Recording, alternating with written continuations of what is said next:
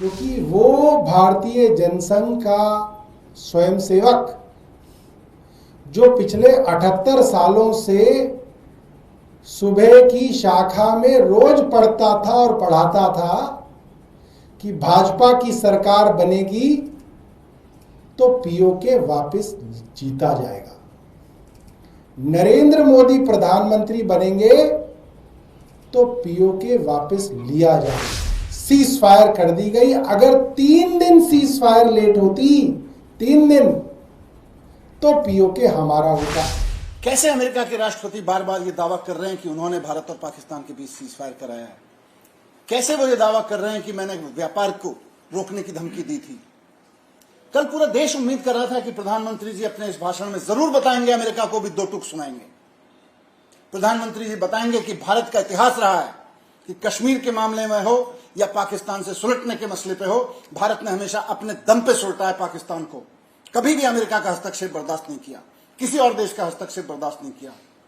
पहली बार प्रधानमंत्री जी मौन रह गए। बताइए इस बात को देश को कि जैसे ही सीज फायर का ऐलान हुआ, 3 घंटे के बाद सीज फायर का उल्लंघन हिंदुस्तान के कई शहरों में हुआ।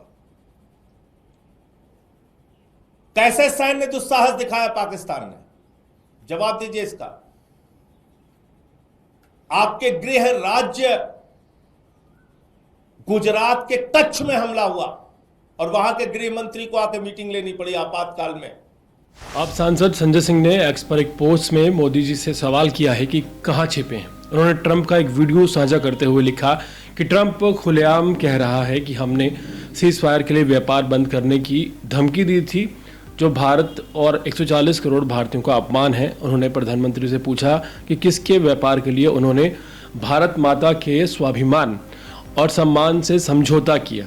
आखिर में उन्होंने कहा कि आप एक नेता हैं या केवल एक डीलर हैं।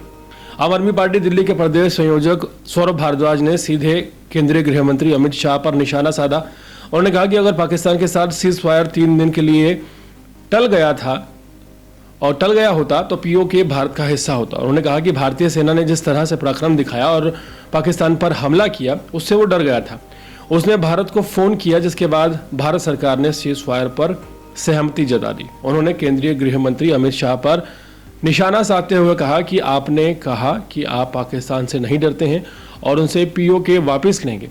अमित शाह जी ने संसद में कहा था कि अगर 1947 में संघर्ष विराम को सिर्फ 3 दिन और टाल दिया जाता तो पीओके भारत का हिस्सा होता। वहीं दिल्ली के पूर्व उप मुख्यमंत्री और आम आदमी पार्टी के नेता मनीष सिसोदिया ने भारत पाकिस्तान के बीच हुए सीज फायर को लेकर प्रधानमंत्री नरेंद्र मोदी से कई सवाल पूछे हैं। उन्होंने कहा कि देशवासियों के कुछ महत्वपूर्ण सवालों का मोदी सरकार जवाब दे। उन्होंने पूछा कि पाकिस्तान आतंकी देश है जिसके खिलाफ इस लड़ाई में पूरा भारत एक साथ खड़ा था, तो अचानक से सीज फायर क्यों किया गया? इसके बाद मनीष सिसोदिया ने यह भी पूछा कि पाकिस्तान के आतंकियों ने जब पहलगांव में हमला किया और हमारी बहनें हाथ जोड़कर उनके सिंदूर ने उजाड़ने की गुहार लगाती रहीं, लेकिन वो आतंकवादी नहीं माने, तो जब आपने ऑपरेशन सिंदूर के एक्शन के बाद पाकिस्तान गिड़गिड़ाने लगा तो पीएम मोदी क्यों मान गए? सिसोदिया ने आगे पूछा कि अगर पाकिस्तान हाथ जोड़कर गिड़गिड़ा रहा था तो उनके प्रधानमंत्री को बुलाकर 1971 जैसा लिखित समझौता क्यों नहीं कराया गया? इसके अलावा उन्होंने पूछा कि इस सीज फायर के बाद पहलगाम के पीड़ितों और देशवासियों को न्याय किस तरह से मिलेगा? आम आदमी पार्टी पूरी तरह से हमलावर होती नजर आ रही है। किसी आम आदमी पार्टी के नेता के पास 3 सवाल हैं, किसी के पास 4, किसी के पास 6। और कहना गलत ना होगा कि आम आदमी पार्टी साफ तौर पर यह कहती हुई नजर आ रही है कि मोदी ने देश को धोखा दिया है और सीज फायर नहीं लगाना चाहिए था। इस पूरे मामले में जितना ज़्यादा क्रिटिसाइज पाकिस्तानी मीडिया भारत को नहीं कर रहा है, उससे कहीं ज़्यादा क्रिटिसिज्म आम आदमी पार्टी के नेताओं के भाषणों में देखने को मिल रहा है। लगातार एक ही सवाल बार बार पूछा जा रहा है, वो सवाल है डोनाल्ड ट्रंप को लेकर।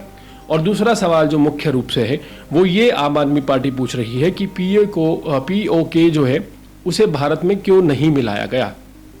ये एक विपक्ष की भूमिका कही जाए तो अच्छे तौर पर ये बेहतरीन है कि इस तरह के सवाल पूछे जाएं, लेकिन यहाँ पर हाल फिलहाल जो देश की चुनौती है और जो हर देश की चुनौती है, अब जो जंग होती है वो जंग बेसिकली जंग से ज़्यादा डिफेंस सिस्टम मैटर करता है। हमला करने से ज़्यादा ये मैटर करता है कि आपके पास डिफेंस सिस्टम कितना ज़्यादा मजबूत है और वो वाकई काम कर रहा है या नहीं कर रहा है। कहना गलत ना होगा, ये जो जंग हुई है, ये जंग हमला करने को लेकर नहीं हुई, ये जंग डिफेंस करने को लेकर हुई है कि कौन ज़्यादा बेहतरीन डिफेंस कर सकता है। और इसमें साफ तौर पर पुख्ता सबूत सामने आए हैं कि जो भारी नुकसान पाकिस्तान को हुआ है, उससे यह साफ पता चलता है कि डिफेंस की इस जंग में पाकिस्तान बुरी तरह से परास्त हुआ है।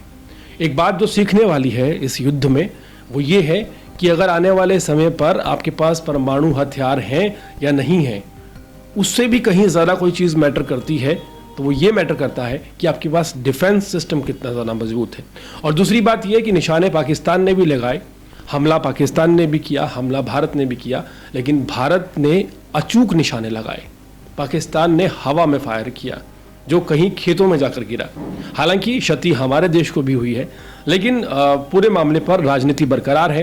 पीएम मोदी के भाषणों को लेकर बात की जा रही है, चुनावी रैलियों को लेकर बात की जा रही है। पूरे मामले को आप किस तरह से समझते हैं, देखते हैं, कमेंट सेक्शन में ज़रूर बताइएगा।